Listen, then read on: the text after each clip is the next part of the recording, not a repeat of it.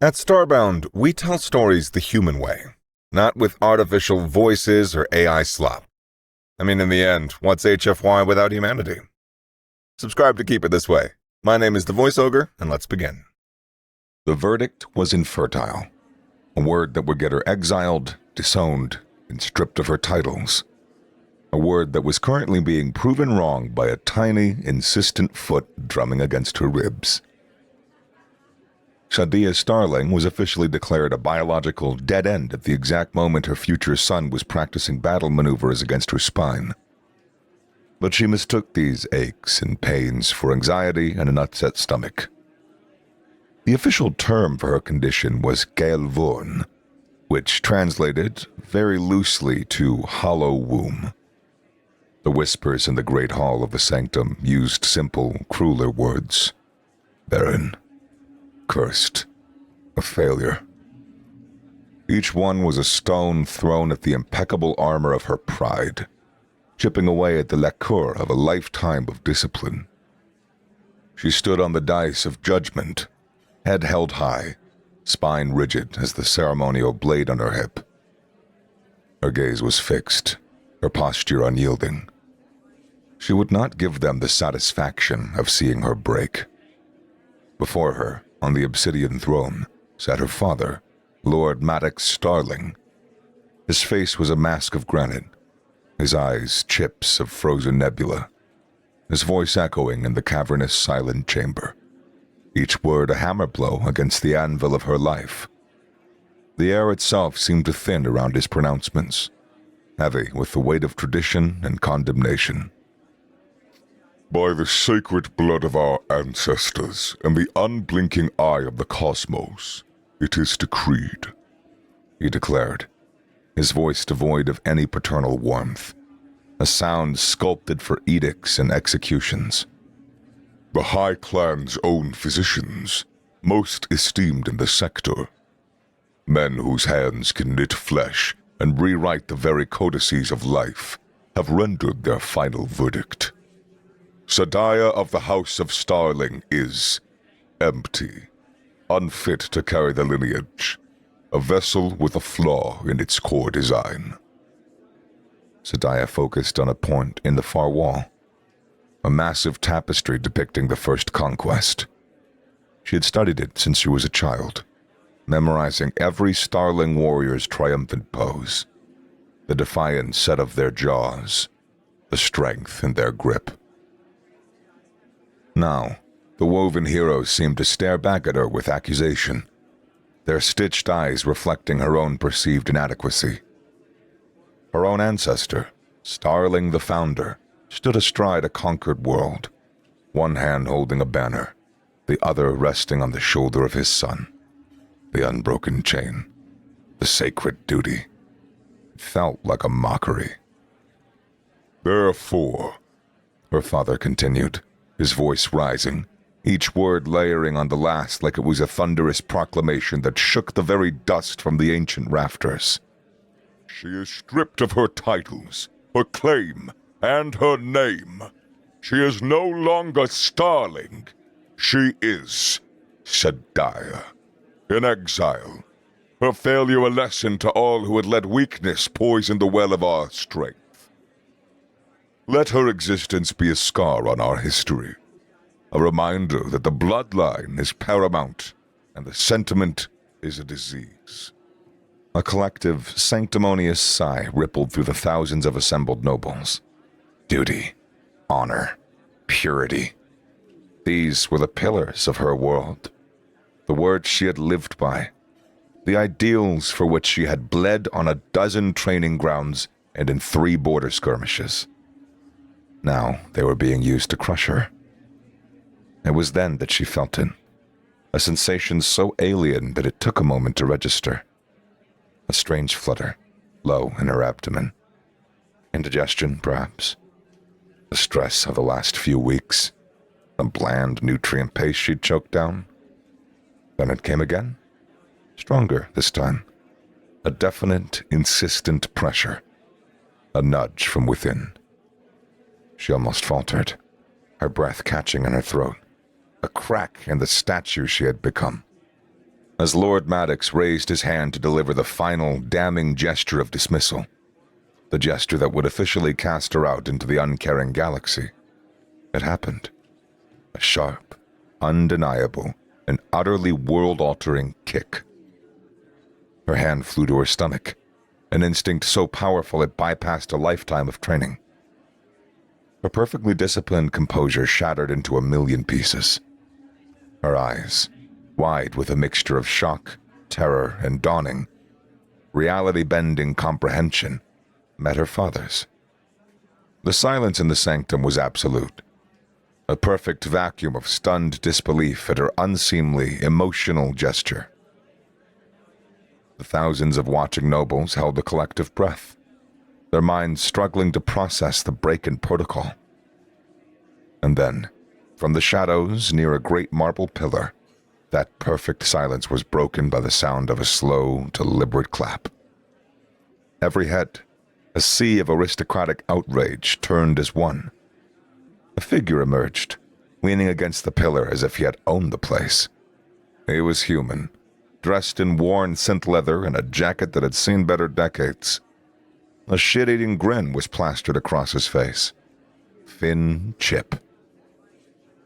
The mercenary's scum she had a moment of catastrophic, intoxicating weakness with months ago on a diplomatic mission that had gone sideways. "I guess your docs suck," he drawled, his voice a casual thunderclap in the sacred silence. He pushed off the pillar and sauntered forward, utterly ignoring the 1,000 glares of pure hatred that could have melted plasteel. His eyes, full of maddening, brilliant fire, were locked on hers. "Congratulations, Princess. It's definitely kicking." Chaos bloomed from the stunned silence, a flower of rage and confusion. The whispers turned to shouts, those shouts to roars. The honor guard's hands went to their weapons. "What did you do?" Sadiah screamed, her voice barely audible over the sudden, deafening roar of electrical feedback that shrieked through the hall. High above, the massive antique chandeliers, each the size of a shuttle, flickered violently, their light stuttering between brilliant white and absolute darkness. "Just rerouting a little power," Finn yelled back, his hand closing around hers, warm and solid. He pulled her off the dais. A section of the ceiling, where a massive power conduit was housed, glowed an angry red before exploding in a shower of sparks and plaster. The sabotage was clever, targeted, and just as destructive as any bomb. He shoved one of his heavy plasma pistols into her hand. The weapon was weighty, functional, and utterly without grace. "Point the nosy end at the guys in the fancy hats and pull the trigger. You'll get the hang of it." The starling honor guard, momentarily blinded by the flash and disoriented by the cascading power failures plunging the sanctum into a strobe-lit nightmare, was recovering with terrifying speed. They were moving in, their energy glaives humming to life, casting pulsating blue light on their faces, which were masks of cold fury. "You hacked the sanctum's power grid," she demanded, her mind reeling. She was the master of starling blade dance, a fluid, deadly art of motion and steel. The crude, brutish mechanics of a human firearm felt alien in her grasp, but necessity was a harsh teacher. She raised the pistol, her starling stance unconsciously adapting to the new weapon, aligning the sights on a charging guard as she'd seen Finn do, and fired. The bolt of superheated plasma hit him square in the chest, sending him sprawling in a clatter of ceremonial armor. A flicker of surprise, then satisfaction shot through her. "Hacked is a strong word. I left a back door in the maintenance schedule last time I was here. Figured it might come in handy," Finn shouted, grinning like a madman as he laid down a pattern of suppressing fire, forcing a squad of guards to dive behind a fallen pillar. "Overloaded the archaic circuits for the ceremonial lighting. Who puts that much juice through unshielded wiring? That's just a fire hazard. Now, jump!" He didn't wait for her to comply. He tackled her, a solid impact of muscle and worn leather, sending them both tumbling over the edge of the dais and down a short flight of stone steps to a lower walkway. They landed in a heap, the breath knocked from her lungs. Above them, the honor guard swarmed the spot where they had been, their glaives slicing through empty air. "I hate you," she gasped, scrambling to her feet, the pistol still clutched in her hand. "Get in line," he retorted, already pulling her along the hallway. "A line for people who hate me is long and distinguished. A line for people who want to kiss me, well, that's shorter, but has much higher quality of applicant. And you've been in both." Her blade was out now, a streak of honed metal in the flickering emergency lights. While Finn was a storm of chaotic, suppressive fire, she became a whirlwind of targeted strikes. Each movement was exact, her blade intercepting plasma bolts an inch from her skin, severing glaive halves at their thinnest point. Her footwork so intricate it looked like a deadly ballet. She flowed between his shots, using the disruptive blasts as cover for her own lethal advances. "Show off," Finn muttered, reloading as he ran backward, his movements efficient and stripped of any flourish. "Brute," she shot back, spinning to parry a strike that would have taken his head off, the impact jarring her arm to the shoulder. The tapestries she had admired were now cover. The statues of her ancestors were now shields. "This way," he yelled, pulling her toward a service exit that she had only seen used by droids and attendants. "To the East Terrace. Our ride's coming." "Ride? What ride?" she yelled over the hum of another deflected energy glaive.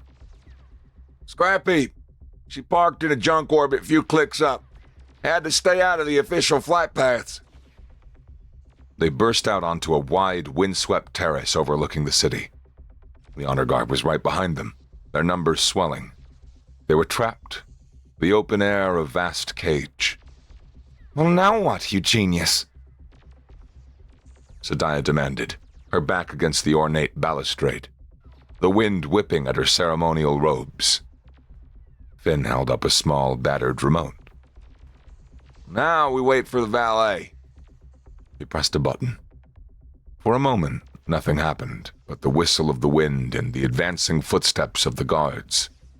Then, a tiny speck in the bruised twilight grew larger, resolving into the ugliest ship Sadiah had ever seen. The ship wasn't so much built as it was accreted, a lumpy collection of mismatched panels and exposed conduits that suggested it was sneezed out by a much larger, rustier vessel. It descended rapidly, its repulsor lift screaming in protest, a sound like tortured metal. "Hold 'em off!" Finn yelled, firing into the doorway. They had just exited, the plasma bolts ricocheting wildly. Sadiah needed no encouragement. She stood her ground, a lone warrior against a tide of fury. Her blade was a silver wall, a fluid barrier of defiance against the advancing guards. The scrap heap swooped in, its ramp hissing down to hover a few feet from the terrace edge, close enough to feel the heat from its engines. "Get your fine starling ass on my finer ass human ship." Finn's voice boomed over the external speakers, as he was already sprinting up the ramp, turning to give her covering fire. She held them for 3 more heartbeats, the final defiant dance of steel and fury, then disengaged, leaping the gap onto the ramp. She turned, firing a few last shots with the plasma pistol before slapping the control to close it. The doors sealed just as a volley of plasma fire spattered against the outer hull, the impact sounding like angry fists. The little ship shuddered, screamed, and then shot out over the city, leaving a trail of chaos, confusion, and a very, very angry High Clan in its wake.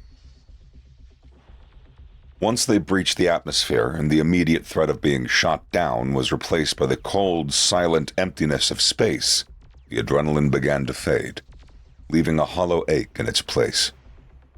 Sadiah stood in the cramped cockpit of the scrap heap, her arms crossed, her knuckles white.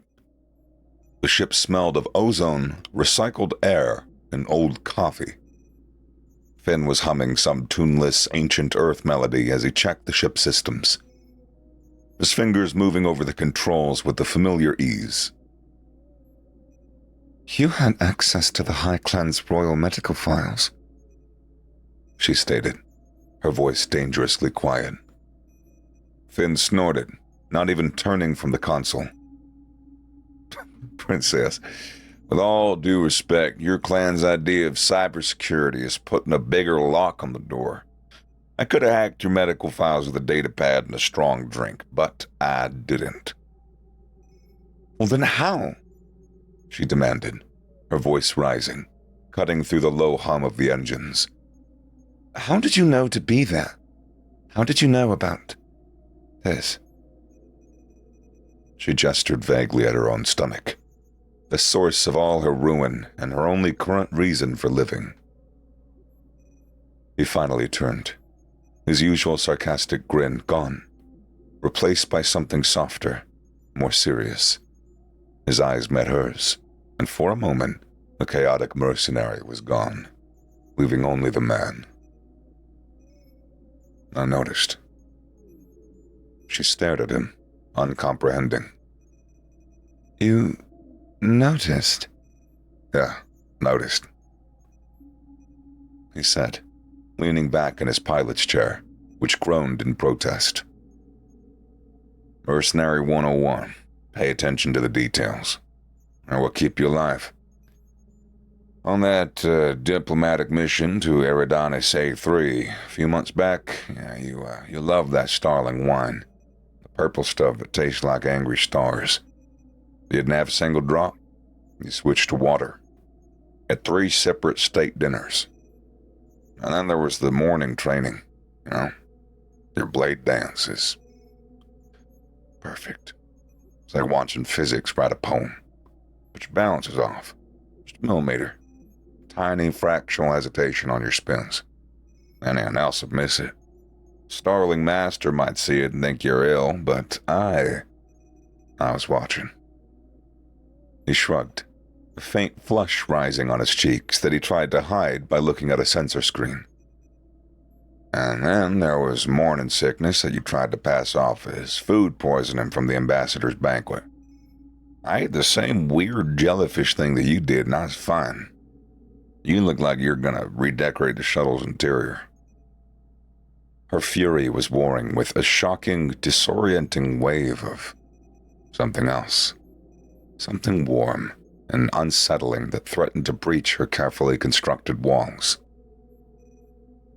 He hadn't violated her privacy with code. He had seen her, truly seen her, with nothing more than his own 2 eyes. He had paid attention. "So I took a peek at the public court schedule," he admitted, finally breaking eye contact to fiddle with the flickering light on the console. "Used my little back door in the maintenance system to see all the pomp and circumstances about. And when I saw a denouncement ceremony for Princess Sodiah Starling, I kind of put 2 and 2 together and got all, oh shit, So I showed up. Couldn't let you have all the fun by yourself, could I?" She stood there, speechless, the pistol still heavy in her hand. He had watched her that closely.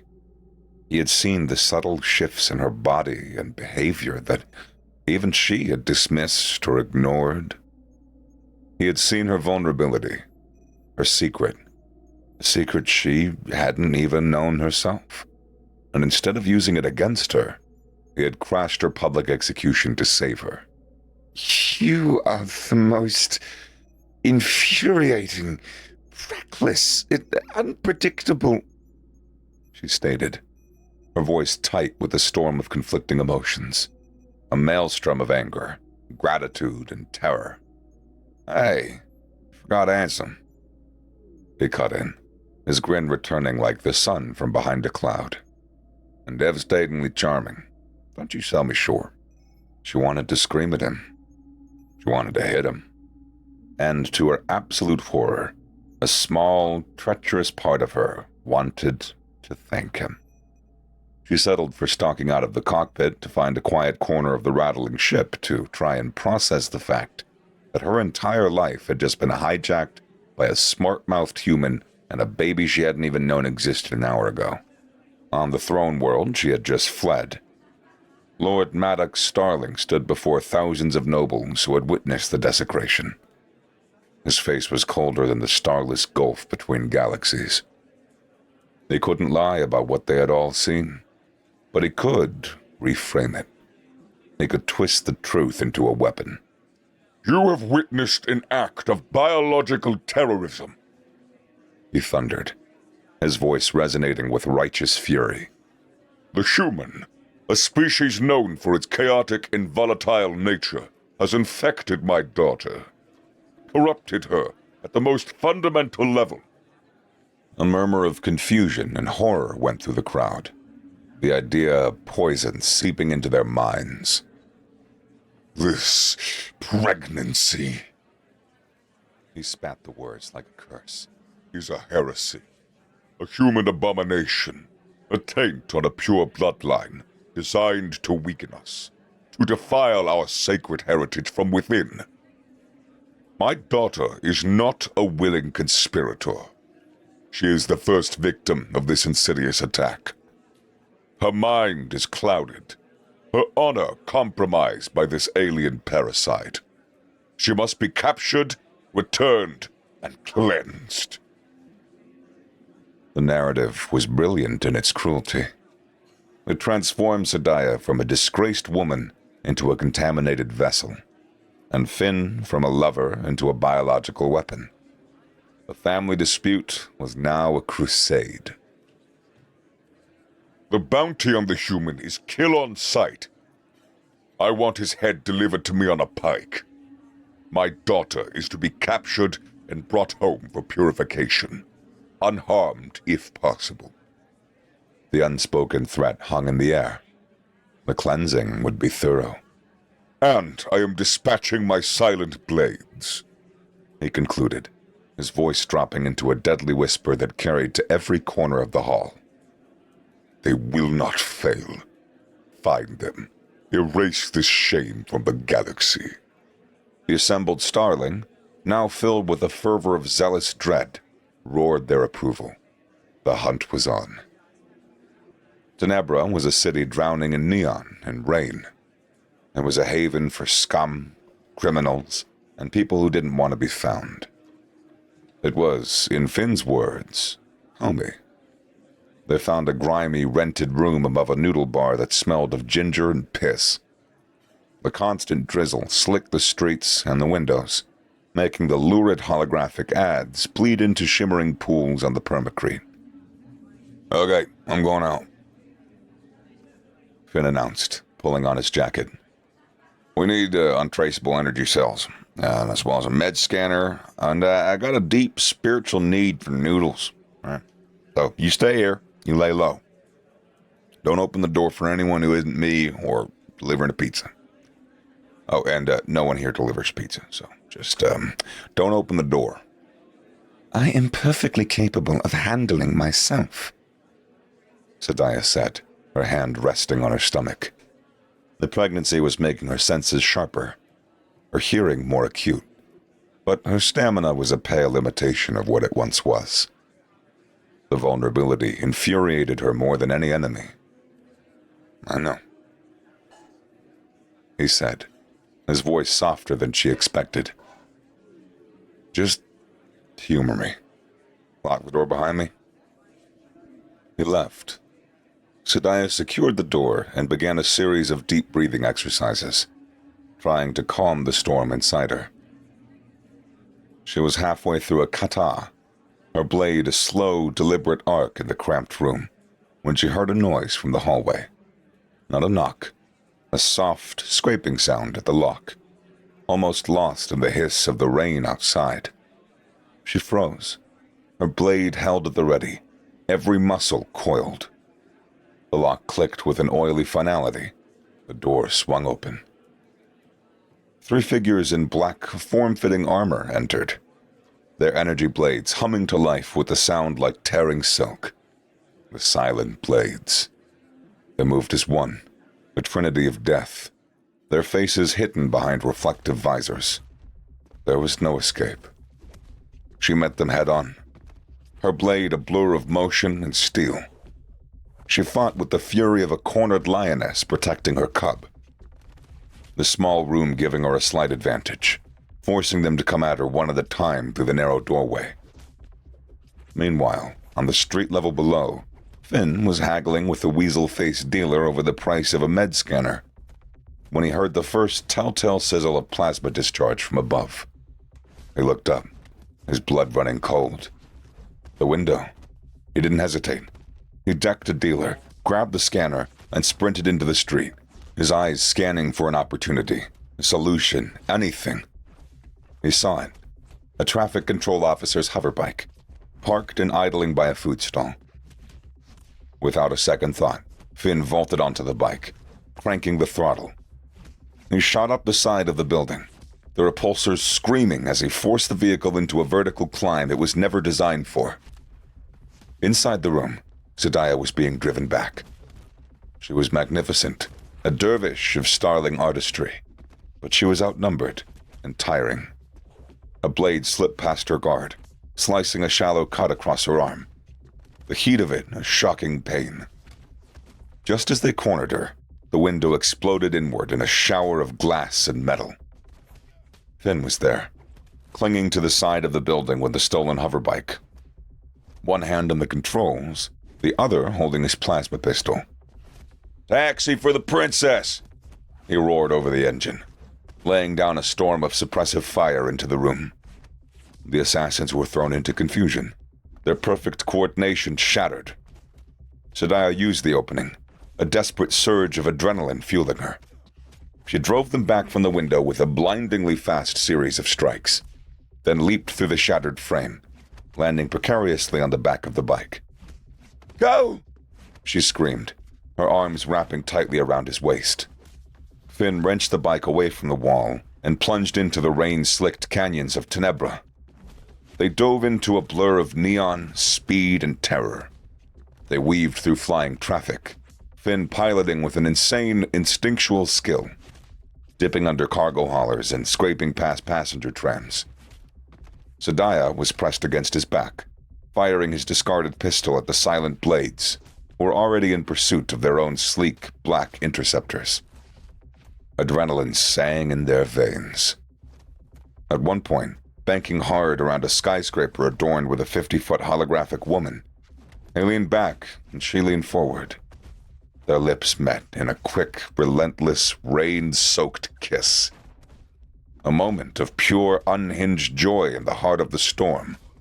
"Dive!" he yelled, and plunged the bike down into a gaping maintenance tunnel. The black interceptors screaming past overhead, losing them in the metallic guts of the city. They were laughing, breathless, and alive as they vanished into the darkness. Their escape pod damaged the bike's power core, forcing them to abandon it in a garbage scow bound for the outer system. That led to a confrontation with the scow's unsavory crew, which led to a firefight, which led to a tiny two-person escape pod ejected into the infinite black. Finn activated the distress beacon. "Are you insane?" she hissed, her voice sharp in the claustrophobic confines of the pod. "That is a death sentence. My father's bounty will be on every public channel." "Yeah, get ready," he said grimly, his face illuminated by the soft glow of the emergency lights. "We're about to get rescued by the absolute worst people, but they're also predictable. And I can work with predictable." In the silent, weightless dark, all of their defenses melted away.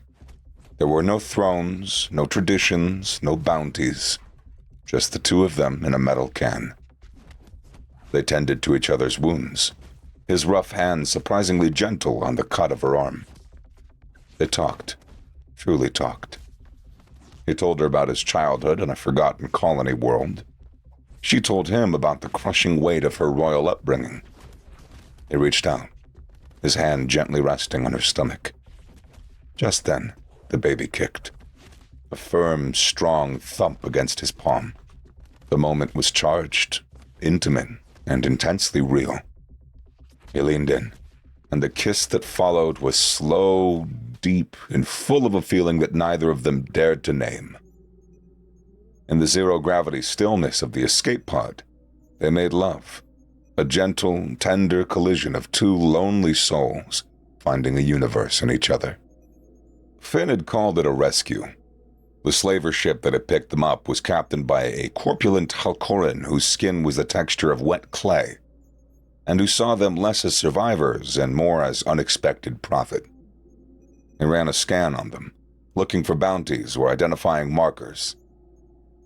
Finn's profile came back with a kill-on-sight order from the Starling High Clan. A look of avarice sharpened on Halkoran's eyes. But then he scanned Sadia. Well, the slaver rasped, his triple-lidded eyes looking at the datapad. Starling nobility, disgraced, exiled, pregnant. This is much, much larger than a simple bounty. He tapped a few commands with a thick, sausage-like finger. There was a promoter on the desert moon of Tartarus. He pays a premium for drama. He has a disgraced Starling commander as his champion. A grudge match between two fallen Starling nobles. And one of them is a pregnant princess. The ticket sales will be astronomical. And so they were sold, not to the highest bidder, but to the most theatrical one. In the holding pens of Tartarus, a starling male with a scarred face stepped out of the shadows. Roanix, a commander from a rival house, exiled years ago after a failed coup her father had exposed. This was no coincidence, but a carefully engineered cruelty for profit. Well, Roanix sneered, his lip curling away from his teeth. If it isn't the perfect princess delivered to my doorstep, your father has ruined me, and now I get to return the favor, piece by piece. The fight promoter, a grotesque being with a trio of arms on each side of his torso, waddled up to their cell, its many hands steepled in satisfaction. A special event, he boomed, his voice a wet gurgle. A grudge match for the ages. The disgraced Commander Roanix versus the fallen Princess Sadia. To the death! In the arena, under the glare of two blistering suns, Sadia faced Roanix. While all eyes were on them, Finn, with a smuggled piece of sharpened metal he'd broken off of a food dispenser, short-circuited his shock collar. He was free. Just as Roanix raised his axe for the final blow, his face a mask of triumph, Finn charged into the arena. Sorry to interrupt, he yelled, but this one-on-one duel's now a tag team championship of the apocalypse. The duel instantly became a riot. Guards flooded the arena, but Finn was a whirlwind of pure human ingenuity, using the sandy terrain and his own unpredictability to his advantage. With Finn running interference, Sadia went on the offensive, her blade a silver flash under the suns. She disarmed Roanix with a complex maneuver that ended with the point of her blade at his throat. Kill him! The promoter screamed from his private box. Sadia looked at Roanix's face, contorted with hate and fear, then at Finn, who was currently fending off 3 guards with a stolen helmet and a lot of yelling. No more sterling blood will be spilt for my father's games, she declared, her voice ringing across the arena. She turned and kicked Roanix's discarded axe into Finn's hands. Heads up, honey, she shouted. Finn caught it with a swoop. With Sadia's elegant swordplay clearing a path and his savage axework guarding their backs, they didn't just win, they tore the entire operation apart. They broke open the pens, freed the other gladiators. A motley collection of aliens from a dozen worlds, and in a single, bloody, glorious uprising, seized the promoter's personal transport ship, the Uncaged. Aboard the Uncaged, the atmosphere was a mix of elation and chaos. The liberated gladiators were a motley crew at best, unfamiliar with the ship's systems. Alarms blared intermittently, and the lights flickered with worrying regularity. The lateral stabilizers are offline. A Grendelite named Mork bellowed from an engineering station, his upper set of arms wrestling with a smoking console while his lower set braced against the bulkhead. Well, then stabilize them laterally, Finn yelled back, his head buried in a sparking console on the bridge. He emerged, covered in grease. Okay, new plan. Everybody listen up. He dragged over a schematic of the ship's power relays. This is a simple particle fusion engine. Think of it like a campfire. Mork, your job is to keep feeding it fuel. That's the green button. Don't touch the red one. Red one makes campfire explode. Got it? Mork slowly nodded, his large, intelligent eyes focused. For the next 10 hours, Finn ran a frantic, sarcastic, but surprisingly effective crash course in starship maintenance. He taught a hulking reptilian named Danilo to patch microfractures in the hull with a sealant gun, and a lithe insectoid being called Syl how to recalibrate the navigation sensors by feel, her delicate antenna twitching with concentration. The operation was a functioning mess, a symphony of shouted instructions, near disasters, and small victories. They were learning to work together, a tribe forged in the fires of the arena. Zendaya watched, a small smile on her face. He wasn't just a mercenary. He was a leader in his own chaotic, unconventional way. Later, she found him staring at a star chart, the holographic display casting a blue glow on his tired face. "There are uninhabited worlds in the Outer Rim," she said softly. "We could disappear, raise our child in peace." Finn shook his head, his gaze unwavering. "Running just makes you die tired. Your father put a target on our family's back, Princess. On our child's back. We gotta take it off." He looked at her, his expression deadly serious. "So we stop running. We turn around. We hit them so hard they'll be picking their teeth out of their asses for a generation." "Go back? With this crew and this ship?" she asked, gesturing to the chaotic but loyal group of misfits who now followed them. "Not with this ship," he said, a slow, crazy grin spreading across his face. "But I know where we can get a bigger one. Starling Shipyard at Indus 3. They got a collection of decommissioned warships, including the old dreadnought Vengeance. It's being prepped for a museum tour before the funding got cut. Some systems should still be warm." He leaned in, his eyes blazing. "So we're not just gonna knock on your dad's door, Sadia. We're gonna kick the whole damn house down." His courage was a disease, a beautiful, reckless, infectious disease. She looked at the star chart, at the quiet, lonely path to a hidden life. Then she looked at him, at the fire in his eyes. A quiet life wasn't their style. "Fine," she said, her smile matching his. "Let's go commit some light treason." The Starling Shipyard at Indus 3 was a graveyard of silent giants, a web of gantries and docking arms holding the husks of past glories. The Vengeance was the biggest tombstone of all. A mountain of dark metal bristling with gun emplacements silenced by decades of peace. Getting it running was a nightmare. Primary power conduits are fried, Finn yelled over the comms, his voice echoing from the cavernous engine room. Mork, need you to manually reroute the plasma flow. It's gonna be hot, so, use insulated... A loud bang echoed through the ship, followed by a stream of curses in Grendelite. "Okay, so not the insulated gloves." Finn's voice came back, strained but unshaken. "Use a big ceramic wrench instead." Zendaya stood on the bridge as the ghost ship came to life around her in fits and starts.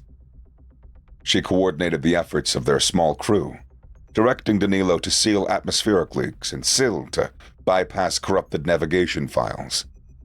It was a flying death trap, but it was their death trap. With a groan that shook the entire shipyard, the dreadnought's main reactor coughed, sputtered, and roared to life. Alarms screamed. Lights flickered. And half the systems were, in Finn's technical parlance, running on kick it till it works. "He's alive!" Finn crowed, sliding into the pilot's seat, which was still covered in a dusty tarp. "And she's pissed off." He slammed his hands in the controls, and the ancient, barely stable battleship lurched out of its docking cradle like a zombie rising from the grave. "Enemy fleet 10,000 kilometers in closing," Sadiah called out from the weapons console, her fingers dancing across controls designed for a crew of 20. "Just 10," Finn yelled back, wrestling with the controls. The Vengeance handled less like a starship and more like a drunken asteroid. "Tell them to form an orderly queue. The department of getting your ass kicked is now open for business." The sleek, modern Starling cruisers moved in, their weapons glowing with lethal energy. "Shockwave cannon is charging," Sadiah reported. "But the targeting system's shot. It's manual aim only." "You better aim good, then," Finn shouted, throwing the ship into a wild, stomach-lurching corkscrew that sent loose panels clattering across the bridge. "Fire on my mark." "Bank left, you idiot! They're flanking us!" she screamed, her training taking over. "I'm trying. This thing turns like a water buffalo on ice skates. Cannon status?" "Almost there. And don't call me an idiot." "Almost there." "Sorry, honey. Almost there isn't good enough. 3, 2, 1, mark!" "Firing." Sadiah slammed the firing stud. A wave of pure, invisible force erupted from the ship. The Starling cruisers didn't explode. Their systems just died, their lights extinguishing as if snuffed by a cosmic thumb. The vanguard of the fleet turned into dead, drifting metal. They had punched a hole right through the planetary blockade. They didn't so much land the Vengeance as crash it, carving a massive trench in the plains outside the capital city. They stormed the sanctum, their ex-gladiator crew holding the main forces at bay, while they fought their way to the throne room. Lord Maddox was waiting, seated on the obsidian throne, flanked by his last loyal guards. "Traitor," he spat, his voice laced with venom. "You have no rights here, no honor." "My honor is my own," Sadiah said, her voice ringing with a newfound strength that came from surviving fire and betrayal. "It is not something that you can give or take away. I came back not to claim a throne by law, but to break the chains of your tradition." She raised her blade, its edge catching the light. "I challenge you, not as a princess to a lord, but as a warrior to a warrior. Face me, or be remembered as the coward who hid behind his guards." Shamed in front of his last loyalists, he had no choice. Their duel was short and brutal. He was powerful, a master of the old forms. But she was unpredictable. Her classic Starling style now infused with a human fighter's pragmatism and a survivor's desperation. She shattered his blade, the pieces clattering on the floor. She held her own blade to his throat, defeated, humiliated. But the guards did not kneel to her. They looked from their broken lord to her, their expressions a mixture of fear, confusion, and anger. She had not won their allegiance. She had simply destroyed their certainty.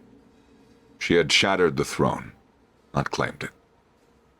Weeks later, the scrap heap floated in high orbit above the Starling throne world. On its bridge, Sadiah, the reluctant leader of a burgeoning rebellion, was ruthlessly delegating duties over a secure comm channel. "No, Lord Trevian, I will not recognize your claim to the northern continent based on a charter from 3 centuries ago. You will support the Provisional Council or you will be treated as an enemy of the new state. Is that clear?"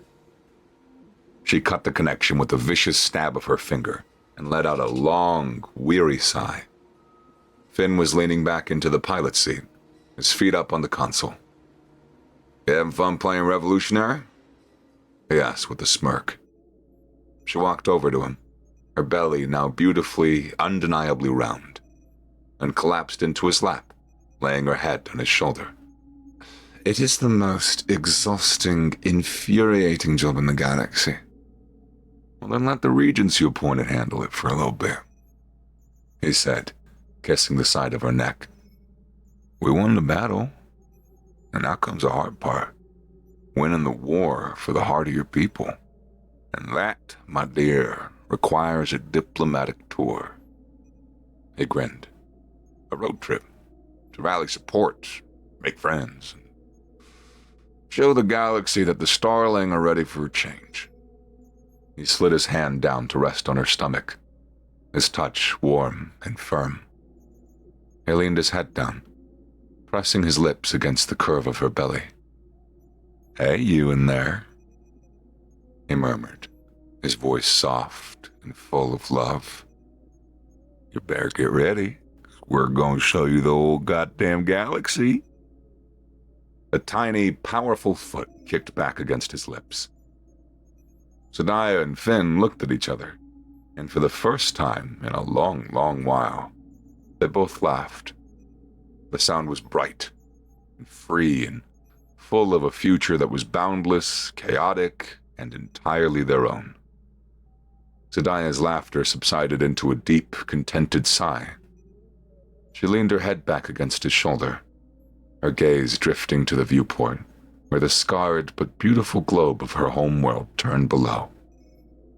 It was no longer a cage of tradition that she had fled, but a project, a vast, broken, and promising new beginning. Mork is on the comm, she said, her voice soft but carrying the easy authority of command she had earned, not inherited. He says the Grendelite delegates have agreed to the new trade terms, but only if we personally guarantee the safety of their shipping lanes. Finn chuckled, his hand rubbing a slow circle on her stomach. Yeah? And what did the great revolutionary Queen Sadaya tell them? A ghost of her old aristocratic smirk touched her lips, but it was warmer now, softened by experience. I told them that the Starling honor their promises, she said, and that if anyone touches their ships, my husband will get creative. It seemed to work. She had learned that threat wrapped in a human's reputation for unpredictable chaos were far more effective than any ancient decree. Finn feigned a look of outrage. My creativity is reserved for tactical situations and naming our future starships. Speaking of which, he nodded towards a flickering schematic he'd been studying before she sat down. It was a map of old hyperlanes, marked with potential outposts and alliances. It used to be I'd be charting the fastest way out of a system. But, now I'm just looking for the best place to build a school. He turned to her, his usual manic energy settling into something solid and unwavering. The mercenary was still there in the glint of his eyes, but he was now anchored by the weight of what they were building. We're really doing this, aren't we? Tearing down the old house and building a new one that doesn't have a leaky roof, it's got better plumbing. We are, Sadaya confirmed, her hand covering his. The calluses on his palm felt like home. We will teach our child the Starling blade dance, and so they will always have discipline. We will also teach them how to hotwire a starship so they will always have their way out. Finn's grin was blinding. He leaned in and kissed her, a slow, deep kiss that tasted of certainty and shared rebellion. When he pulled back, his forehead rested against hers, his gaze locked on the world below them. Your father wanted to erase a shame from the galaxy, he murmured, his voice a low, confident rumble that vibrated through her. He wanted purity. He wanted order. He got us instead. He looked from her eyes down to her stomach, and his voice filled with a fierce, protective pride that was even more powerful than any dreadnought's cannon. Well, Starling are about to get a lesson in the human art of glorious imperfection. Let's go show 'em how to make a beautiful mess.